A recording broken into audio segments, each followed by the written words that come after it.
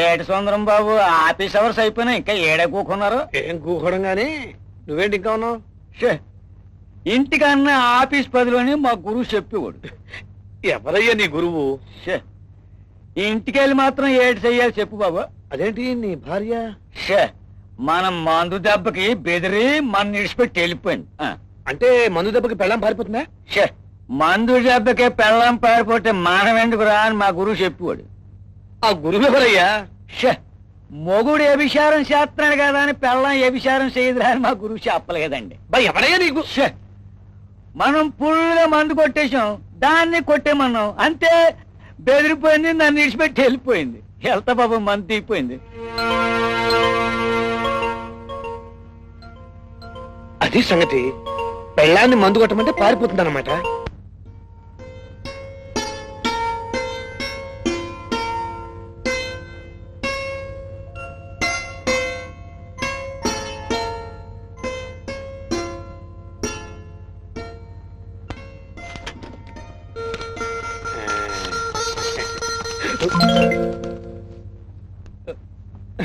ఏమిట్రా అలా వెనక్కి దాస్తున్నా? మల్లెపూలు. ఇవాళ గుళ్ళో రుక్మిణి కళ్యాణం హరికథ ఉంది, నేను అలా వెళ్ళొస్తా. నువ్వు బయటకు వెళ్తేనే బాగుంటుంది అనుకున్నాను. అన్ని మీ తాత బుద్ధిలే వచ్చాయి వేధవా నీకు. ఆయన అంతే, ఇంటి నిండా జనం ఉన్నారని తన నాటకెక్కించేవారు. పెళ్ళైన ఇన్నాళ్లకు మన ఇద్దరం ఒకటవబోతున్నాం.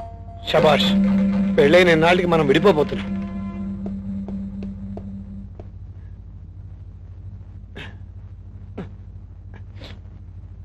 రాజీ, రాజీ, ఎక్కడున్నా రాజీ? ఏమిటండి? ఐమ్ సారీ అండి, పొరపాటు మా ఇల్లు అనుకుని వచ్చేసాను. నమస్కారం. ఏమండి, ఇది మన్నిల్లేనండి, నేను మీ రాజీని. తెల్ల చీర మల్లెపూలు నా రాజీ స్టైల్ కాదా? కుర్ర స్టైలే. ఏమండి, మీరు మీరు తాగుతున్నారా? అబ్బే, మధ్యాహ్నం నుంచి ఇది రెండో బాటలే. నీకు తాగే భర్త అంటే అసహ్యం కదా, ఇల్లు విడిచి వెళ్ళిపోతావు కదా. మిమ్మల్ని వదిలి నేను ఎక్కడికి వెళ్తానండి? ఆ మందు వాసన కంపు కొట్టట్లా, వెళ్ళు. వెళ్ళనండి. ఏమిటి వెళ్ళవా? క్షణం క్రితమే అనుకున్నాను మీరు తాగుడుకు అలవాటు పడకపోవడం నా అదృష్టం అని, కానీ అనుకున్నంత అయ్యింది. అనుకున్నంత అయింది కదా, ఇక వెళ్ళిపోతావా? నాకు బుద్ధి లేదండి. పండంటి మిమ్మల్ని చేతులా పాడు చేసుకున్నాను. ఎన్నడూ తాగని మీరు తాగారు. నాకు అలవాటు 25 ఏళ్ళ నుంచి ఉంది. కావాలంటే మా బామ్మని అడుగు చెబుతుంది. చిన్నప్పుడు మా అమ్మ రొమ్ము తాగమంటే నాకొద్దు రమ్మే కావాలని తెగేర్చేవంట. నేను అప్పుడే అంత తాగిపోతుంది తెలుసా. అయినా పర్వాలేదండి, నేను మిమ్మల్ని మార్చుకోగలను.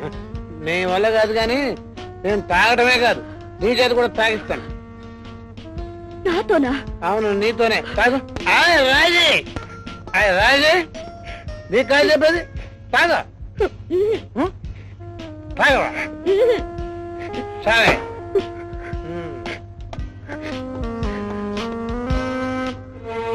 ఎదిగో నీ సూట్ కేస్.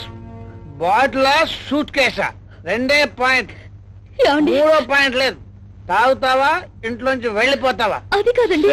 తెలుసుకో అంతే.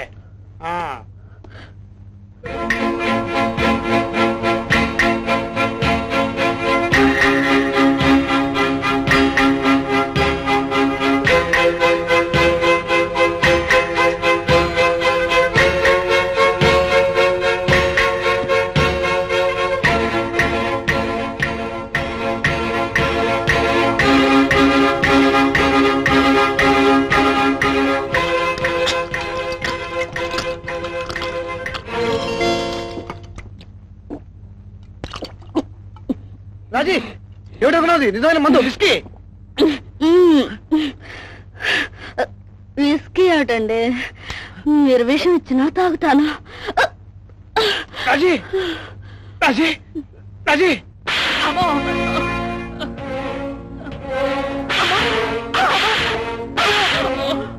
ఏం బాబు, పళ్ళు కదిలినట్టు అనుమానంగా ఉందా? No problem. దేశంలో ప్రఖ్యాత పళ్ళ డాక్టర్లు అందరూ నా ఫ్రెండ్సే. ఓ 16 జతల పళ్ళు కట్టిస్తాను, కానీ నిజం చెప్పమ్మా. అమ్మాయి ప్లాను, పని మనిషి ప్లాను నావేనండి. మరి ఆ తాగుడు ప్లాను? దానికి వేరే గురువు ఉన్నాడు. ఓహో ఇంకో వెధ ఉన్నాడు అనమాట.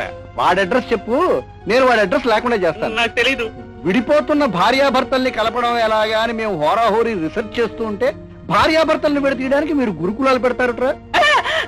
తోళ్లు ఒలిచి ఆఫ్రికా ఎక్స్పోర్ట్ చేయగలని జాగ్రత్త. అసలు ఈ ప్లాన్ ఎందుకు వేశారా? 30 రోజుల్లో భార్యను వెళ్ళగొడతానని సుందరం శపథం చేశాడు. అందుకని నువ్వు ఈ స్కీమ్ తయారు చేశావు. ఆ? అవునరా? ఈ స్కీములు తయారు చేయడానికి, కుట్రలు పడడానికి మీకు ఏమైనా స్థావరాలు ఉన్నాయా? అబ్బాయి అలాంటివి లేవండి, నన్ను వదిలేయండి. No problem.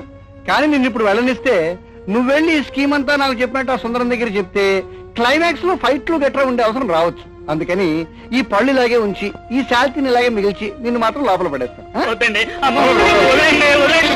చూడండి. 30 రోజుల్లో సంసారాన్ని పాడు చేసుకోవాలన్న ప్లాను మధుపరకం కట్టుకొని పిడకలు చేయటానికి వెళ్ళినట్టు వెరైటీగానే ఉంది. ఆ వెరైటీ వరకు నేను ట్రీట్మెంట్ ఇస్తాను. అమ్మా బామ్మగారు, ఈ పెళ్ళి ఎన్నాళ్ళైంది?